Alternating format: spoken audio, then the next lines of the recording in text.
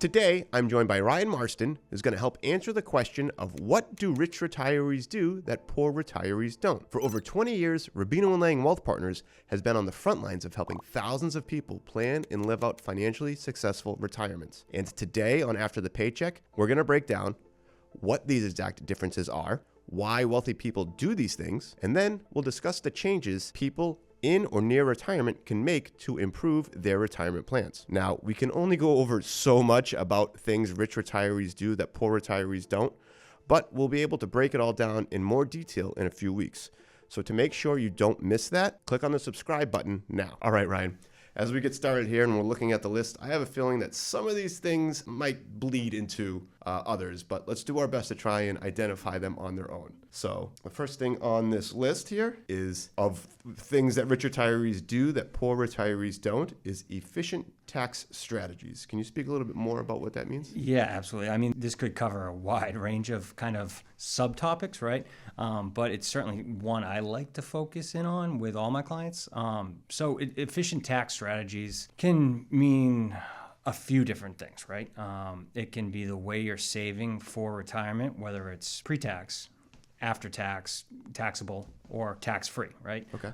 So coming up with a suitable bucket strategy in terms of where you're putting assets to try to make your retirement plan and outlook most efficient kind of outcome possible is making sure you're conscious about how you're saving and how it's going to impact you kind of long term, right? Okay. And looking at the vehicles you're using to get to retirement and through retirement. Again, from a tax-free standpoint, from a taxable standpoint, or tax-deferred pre-tax standpoint. So that's one of the big tax-efficient strategies is savings. Then there's on the other end of the spectrum when you're actually going to withdraw assets. Okay. So efficient tax strategies can also be how you're taking funds out of your retirement accounts. And retirement accounts can be Roth IRAs, again, pre-tax assets like an IRA, 401k, 403b, or a taxable account. It could be an individual brokerage account, joint brokerage account, trust account. So the way you're using those accounts for income in retirement is going to matter greatly towards what taxes you're going to be paying on a yearly basis, right? Right. So you want to have a good blend of the accounts to give you the flexibility in retirement that would allow you to have an efficient tax strategy. Okay. I mean, ideally, it'd be great if we could all get assets into the tax-free bucket, right? And not have to ever worry about taxes again. Gross tax-free comes to you tax-free. Yep. But that's sometimes not feasible, right? And so much assets that we see from prospects when they come in, sit down with us, I would say, majority of them are going to be in pre-tax assets, whether it's 401k, 403b, but all pre-tax, right? And then it's coming up with like the optimal way of maybe trying to shift it a little bit to put them in a better long-term kind of category, long-term plan, and maximum tax efficiency. Take advantage of the current tax code, potential future tax codes, and not have to worry as much about taxes. Okay. So if I'm, again, like a rich retiree versus a poor retiree, this is important because we're talking about how like taxes, how even if you're having an efficient tax strategy that saves you 5 or 6% a year in taxes, that's almost like your portfolio earning an extra 5 or 6%, correct? Yeah, absolutely right. Okay. So yeah, if you can reduce your tax bite by 5%, well, that's either 5% more in your pocket when you're going to make withdrawals, 5% more in your accumulation side. So yeah, having an efficient tax strategy, which long-term focus plan can really have a significant impact on your outlook in retirement, awesome. which is huge. This kind of bleeds into the second thing on our list here, which is the optimal order of withdrawals. So you were talking before about tax-free, sure. taxable, and tax-deferred. Yep. And then so now the order in which you withdraw them, again, if you're someone who's a rich retiree, you kind of understand how to play that game. Is that what we're getting at here? Yeah, absolutely right. So, let's just say, you have taxable accounts. Again, that's accounts, it could be an individual brokerage, joint brokerage, a trust account that you have invested, right? And you invested $100,000, it grew to $150,000. Well, you pay taxes on that $50,000 gain, right? Okay. Depending how long you held it, it's either short-term capital gains or long-term capital gains. So that'd be considered a taxable account. Okay. And then you'll have Roth assets, tax-free assets. Could be in a 401k, could be a Roth IRA. Those assets grow tax-free and come to you tax-free, so you don't have to worry about taxes, right? And then there's pre-tax assets, pre-tax 403b, 401k, rollover IRA, TSA. There's a lot of different variations of pre-tax accounts, but those are all going to be accounts that when you go to withdraw, you pay 100% income tax on, right? Okay. So, let's just say there's a blend of those. And coming up with a strategy based on your plan is going to be crucial here, because there's different variations you can go about with this. But if you're trying to make your plan or retirement the most efficient way possible, right? So one of the strategies might be to draw some of the taxable money for current cash, right? Cash flow, right? And then you say you're in your mid 60s, you're trying to convert assets from the pre-tax bucket into the Roth bucket. Well, if you can do it optimally where you're living off the taxable assets without paying much in taxes, you convert in assets because you're in a lower tax bracket because you're no longer employed and earning income. Okay. Let's assume you're still deferring Social Security. You haven't declared that yet. So you'll have the biggest amount of assets you can convert to a Roth IRA probably at that point in time because you're in the lowest brackets. So coming up with a strategy where moving those pre-tax assets to the Roth IRA might be, the most efficient then. Living on the taxable assets, getting assets in the tax-free out of the tax-deferred and paying less taxes today ahead of, the RMD age, which could be 73, 75, depending on your birth year. But real quick, what are RMDs? Required minimum distribution. Okay. So that's when the IRS mandates you to start drawing from the pre-tax assets. Okay. It depends on what year you were born, but it can be 73, it can be 75. It's changed a couple times in the last 5-6 years via the IRS. But that's when they're making you take some money out of your pre-tax assets because they want their tax money. Yep. Right. So if we can get assets out of that on your schedule under the taxes we know we're going to pay ahead of that date into the tax-free bucket, that's going to be an ideal situation. And you don't have to worry about that down the road and whatever the tax code is down the road, right? Which is a whole other, set of cards. Yeah. But like you said, that mindset of, again, that rich retiree mindset, which is understanding that this is where that this is going to happen. So if you can do it on your terms and make it beneficial to you, that just puts you so much farther ahead of the game. Exactly. Awesome. It's your terms versus the unknown. Just like one other thing there is, if you're not doing this, right, and you're just leaving everything in the pre-tax assets, well, not only do you have to pay taxes down the road when you go to withdraw, but now it's still accumulating and creating this bigger tax bomb for down the road, right? So, you look at the pre-tax assets, and it's you can have $1 million in an IRA or 401k or $2 million. No matter what, if it's all pre-tax, it's not truly yours, right? Uncle Sam has a piece of it. Yep. Whatever your tax rate is, but they're always going to have a piece of those pre-tax assets. First, your accounts like a Roth IRA, where that's 100% yours tax-free. Okay. The third thing on the list here of things that rich retirees do that poor retirees don't is optimize their healthcare insurance. Sure. So, health insurance is a big conversation, especially if you're looking to retire early, ahead of 65, right? You got to self-fund through private insurance because you're not a Medicare age yet. Or, you get to Medicare, or you're getting ready to retire, you're 65 or older, and you go on Medicare, but, you need Medigap or an Advantage plans, supplemental insurance on top of Medicare. So you're looking at your different options, right? And you really want to explore as opposed to just, picking one at random and it's got the most coverage, so I'm going to go with that one. It might be most expensive, or this is the least expensive one, and I'm going to save premium money, right? And this is really where it would come in to play. So if you're just picking the cheapest supplemental plan that is available, well, and you're on medications and you're seeing doctors for different things. Long-term wise, the medications might actually cost you more than what you're paying in the cheaper premium for those insurance plans. So taking a look at which plan fits what your needs are, given your health situation, is huge, because you don't want to look at it on a short-term basis as this is the cheapest, right? Right. You want to look at on a long-term basis where over the long run, this is probably going to cost, it might be a little bit more out of pocket in terms of premium, but down the road, this is going to probably actually end up saving me money. Yeah. I should have had the link in front of us. I can't remember where the study is from, but it's like 70% of people are going to experience some sort of health event in retirement. So, like, for you to assume that you're going to be scot-free, the whole rest of your retirement from 65 or whatever for the next 30 years. Yeah, that would be a bad assumption. Right. That's like the Boy Scout motto, be prepared, But that's a really good tip. Yeah. Number 4, the number 4 thing on things that rich retirees do that poor retirees don't, overfunding their emergency fund. Yeah, especially for when you're in or gearing up to get ready to go into retirement. Making sure you have an emergency fund is a pretty crucial thing, right? You got to come up with a comfortable number. When someone comes to me with what their comfortable number is, I usually say, let's go a little bit higher, right? Because, you're going to have an event probably in the next few years that's going to cause you to draw money out of there and dwindle it down. And you're not working anymore. You're drawing what your needs are, what your expenses are.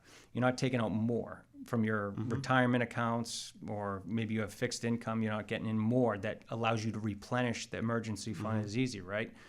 So, making sure you have a comfortable emergency fund for, a good period of time to cover the unforeseen circumstances that seem to come up on like a yearly basis, right? A new hot water heater, a new roof, have to have the driveway redone, new car, right? You're going to need a new car or a few new cars if you live a long enough, healthy enough retirement, right? They're not going to last forever. So things like that in planning for them and making sure you have the sources to fund them, might be through the emergency fund, is a pretty crucial piece of retirement, and will help put less stress on other assets. That's the biggest thing. And that's, like you said, that forethought that rich pre-retirees have, right? They know everyone has to plan until you get punched in the face, kind of thing. So they have that kind of something in their back pocket in case. Exactly, and it goes back to the first point about the tax efficient strategy, right? If you don't have that emergency fund, you go into retirement with everything in pre-tax assets, and you're living off your IRA, which is fully taxable. Which is fine, but an emergency arises and you need $50,000. Well, now you have to take out, I'm making a number up. Yep. You need to take out $70,000 out of your IRA in order to net the 50, because you're already taking a withdrawal on top of that, right? And it's going to catapult you to another bracket. And then all of a sudden you just made a pretty costly tax mistake that could cost 5-10% in additional taxes, where if you just planned for it, you could have saved that. Yep. So that, and those can compound. It's not like I was just going to say that. If you're in that situation, it's not going to happen just once. It's going to happen again, right? And it's hard to fix at that point in time. So making sure you're prepared for that going into retirement is going to put you in a much better spot than not prepared. Gotcha. Yeah. This is kind of opposite of that, where the next thing on our list is, instead of overfunding an emergency fund, it's purchase timing, which is choosing debt for big purchases. Oh, sure. Yeah. I mean, I think everyone can probably relate to this, especially now, right? And what rates have done over the course of really the last 10 years, right? We were in a low rate environment, and then we went to a lower rate environment, and then we went to a higher rate environment, and now we're kind of trending back down, right, to a little more normalcy. So, looking at what you could, if you were making a big purchase back in 2021 and a house, right? And you a mortgage. Well, you're going to get in the mid to high twos on a 30-year mortgage, right? I'm not sure we see that again, right? So timing of purchases, as opposed to, let's just say, as opposed to, a lot of has to do with the ability to make the purchase too, right? Yep. So you just might not have had the ability at the time, and now you do. But the buying the same or funding the same purchase through debt today is significantly more costly at the same price than it was in 2021, obviously, right? Because of rates. So being cognizant of the rate market, do you need the big purchase now? Are rates coming down? Probably, right?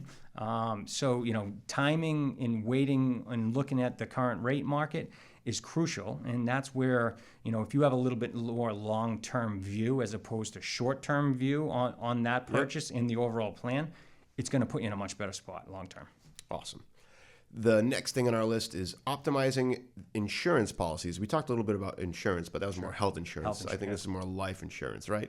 Yeah, Okay. this is a big one. I've spoken to this about this a handful of times recently with clients and looking at reviewing their life insurance policies. You know, optimizing insurance policies is reviewing your life insurance policies, making sure, the reason you took out those insurance policies is still the reason you're continuing those life insurance policies, right? Right. And you don't just have life insurance just to have life insurance, because at the end of the day, it costs money to have life insurance, right? Premiums. 25 years ago, I met with someone who was in his early 60s, and we were reviewing his accounts and insurance policies, and he had a 30-year term policy that he took out to cover his mortgage for him and his spouse if something ever happened to him, right? So she could pay off the debt on the house and live comfortably. Mm-hmm. So the debt is now paid off on the house, but he's still continuing the term insurance policy. So we really took in him and his wife are very healthy right now. And that term policy, I think, is set to go for another 4 or 5 years. Okay. 4 or 5 years before that term ends, and then the insurance company will jack up the price and definitely won't want to keep it. But we were looking at it and seeing if he still had the need for that $500,000 term policy, and exploring it. Well, at the end of the day, we looked at it. Him and his wife are healthy. The need for the premium he was paying on that term policy, it was better suited for him to go somewhere else with the money, with that premium, and he didn't have a need for that death benefit as much. His wife would be okay if they canceled it and, God forbid, something had happened to him in the next 4 years. Where he's gearing up for retirement, and he had nothing in his emergency fund, which we just talked about. Oh, okay. So now he's trying to beef up his emergency fund ahead of retirement, and that is one of the sources we're going to go to and start to incorporate that into an emergency fund savings. So taking a look at your life insurance policies, making sure they're working the way you wanted them to, and you still have the need for them is huge. Otherwise, you can free up some cash or cash flow by eliminating or reducing some of those insurance. Sometimes you can just reduce your insurance if you want to free up cash, but diverting those premium payments somewhere else that's more efficient for their long-term retirement plan. That's what's great about working with a financial advisor, someone who's able to just kind of take a look at everything and just kind of be like, okay, is this still a situation that applies to you? And sometimes, again, you've been paying that premium for 20 plus years, it's just always in your cost. You just factored that into your monthly cost every month, and it's like, oh, wait a minute. And it's not something the client's doing wrong or even their previous advisor. I look at things that I've done with clients, and things have changed and circumstances have changed, right? That's why it's important to really sit down and review your plan, your accounts on a regular basis, not just, once every 4 years and assume everything's the same. A lot of times it's not. Most of the time it's not. But circumstances change and the needs for certain things change, right? Yep. So you want to divert or cut that off before it's too late and you made a mistake, right? Right. The seventh thing, the last thing on our list here of things that pre-retirees do that people, or rich pre-retirees do that poor retirees don't, is avoid unnecessary spending. Yeah. It seems kind of self-explanatory here. I would say so. I think that probably applies to most households, right? Not just, retirees or for that matter. But avoiding unnecessary spending, again, it can have kind of like a ripple down effect, right? Yeah. A big purchase do you really need the big purchase, or do you need the big purchase today, right? Right. If you're not in the situation where you should be making the purchase, then you really should look at other alternatives to it, right? Or different means, or look at more of a long-term way of financing or getting that big purchase. Yep. Again, can trickle down to tax ramifications. It can hit on maybe the unnecessary spending hitting your emergency fund too hard. It can have a lot of ramifications to different pieces of the retirement plan that you want to make sure you truly need the said funding, right? In retirement or just ahead of retirement, or can you do without it, right? Right. Yeah. there's just so many examples I can think of that where people, it's just like, it's a mindset thing. But that actually kind of takes us into, is like, now that we know what these things are that rich retirees do, that pre-retirees don't, let's get into a little bit more of like the behavior behind that, right? Because that's kind of what we get into more of, like how we separate these two a bit. Like, what are the key characteristics of someone who is going to retire in that quote unquote like rich aspect versus someone that that, well, I shouldn't say someone but like that's someone that might not be able to retire with that rich mindset? I mean, I think the single biggest aspect probably is kind of how they're looking at retirement, right? Okay. Are they short-term focused or long-term focused, right? I think that's the biggest thing that they're doing, because that can apply to a lot of different situations, whether it's decision making, the types of accounts they're setting up, taxes. Having that long-term focus, not short-term focus, and trying to make your retirement most efficient for this year. You want to make your retirement the most efficient for your retirement, right? So, just because you want to start drawing Social Security because you contributed to all these years, at the earliest you can do the day you retire, doesn't always make the most sense. There might be reasons you want to delay Social Security on top of it continuing to grow, but it allows you to do Roth conversions or more Roth conversions, right? While deferring out Social Security. There's a lot of things that when you have the long-term kind of mindset or psychological mindset on how you're looking at retirement, and you can accomplish things on a year-to-year basis as opposed to a short-term mindset, I think that really does put you in a much better spot, 10, 15, 20 years down the road, than really looking at, okay, I just want to maximize my income today, right? I think that the way that you just phrased that is, I think, there's, when people don't consider the fact, the decision I make today might have to last 15, 20, 30 years. If you're not in the mindset of like, I'm going to be retired that long, that could really be detrimental to the rest of your life in retirement. And sometimes I'll get pushed back and say, well, I'm not going to be here in 10, 15 years. Well, I would say, if you are, I don't want to be the one that told you ran out of assets. Right. So we always want to have an emergency plan or a fallback plan, right? In that situation. But you want to I always try to position my clients for long-term success, not short-term success. And this comes into play a little bit more of like understanding what your numbers are too, right? Like if somebody comes in, they just, I just want to do whatever. It's like, well, no, you need to have you might not have to know, on Tuesdays I'm going golfing and Thursdays I have dinner with the neighbors. But okay, on a monthly basis, I know I'm going to need this much to enjoy retirement. Yeah. Okay. Yeah. I mean, we expenses, right? Budget, the dirty word, the version of expenses, right? But looking at what that is in retirement, I'll if my clients come to me with it in a line by line, it just happened. We were going through their expenses, and I was like, "Oh, I don't see anything for lifestyle here." In the list. Are you going to do anything? I know you go to Patriots games. I don't see anything for Patriots tickets here, or going out to dinner or things of that nature. Oh, I didn't put it in there. Well, that's a crucial piece of your expenses in retirement. I don't think you're just going to sit on your couch when you retire, eat peanut butter and jelly sandwiches, and watch channel 4, 5, or 7, right? Or whatever it might be. That's more cost efficient. You're going to still do things that you want to do, at the very least what you're doing now, but if not more. So you want to factor in or be real with yourself, be honest with yourself of what your expenses are. Because if it doesn't look good in the plan and you have to alter your plan, work another year, whatever it might be, you're probably going to want to do that to live a comfortable retirement. Yeah. We're discussing things that rich retirees do that poor retirees don't. If you want extra help planning your financially successful retirement, click on the first link in the description, and the team here at Rubino & Lang Wealth Partners will take a look at your situation to help you come up with a game plan. So let's go back to why rich retirees have this long mindset, long-term mindset.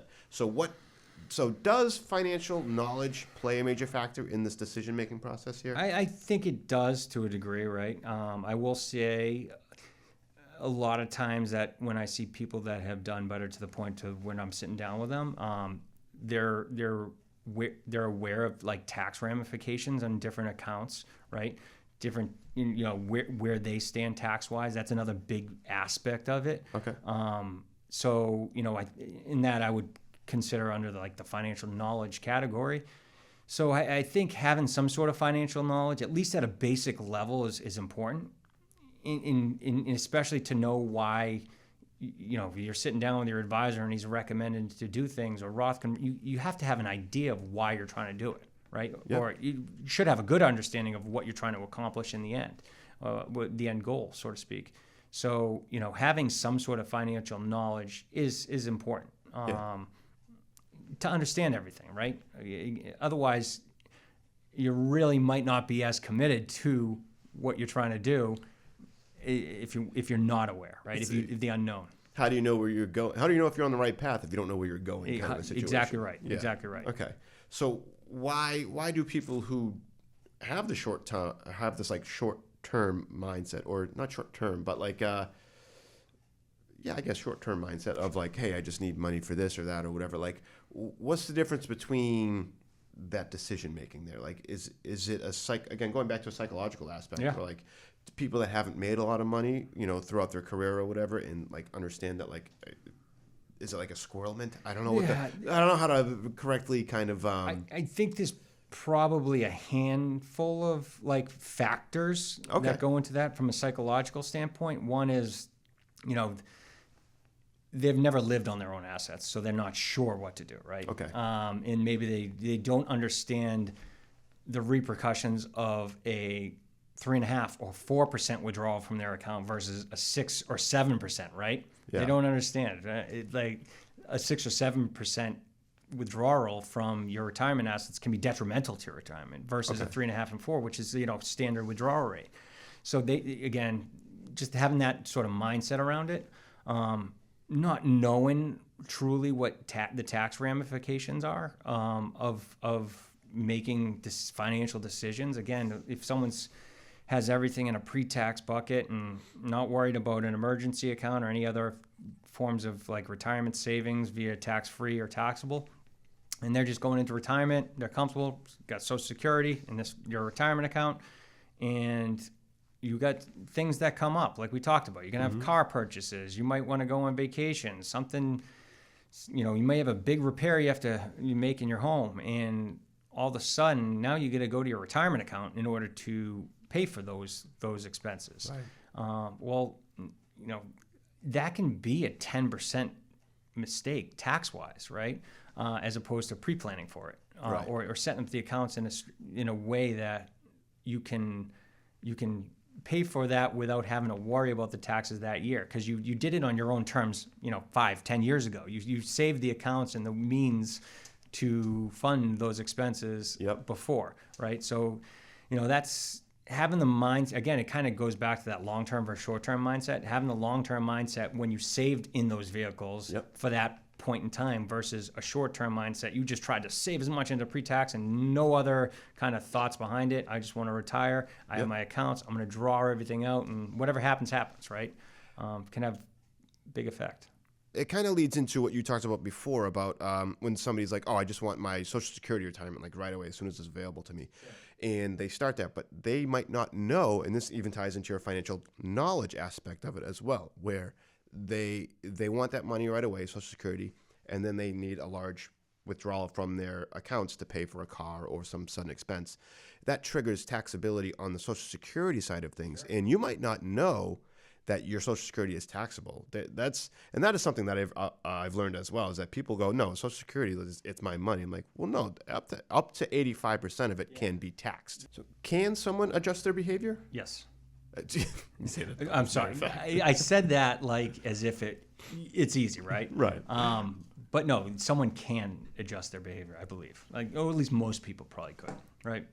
And I think if you start to kind of look at someone who does have a short-term kind of outlook with their retirement or investment accounts, and start to make little changes or educate them into the changes that we're making, and to show them how it's actually factoring into their retirement plan, right?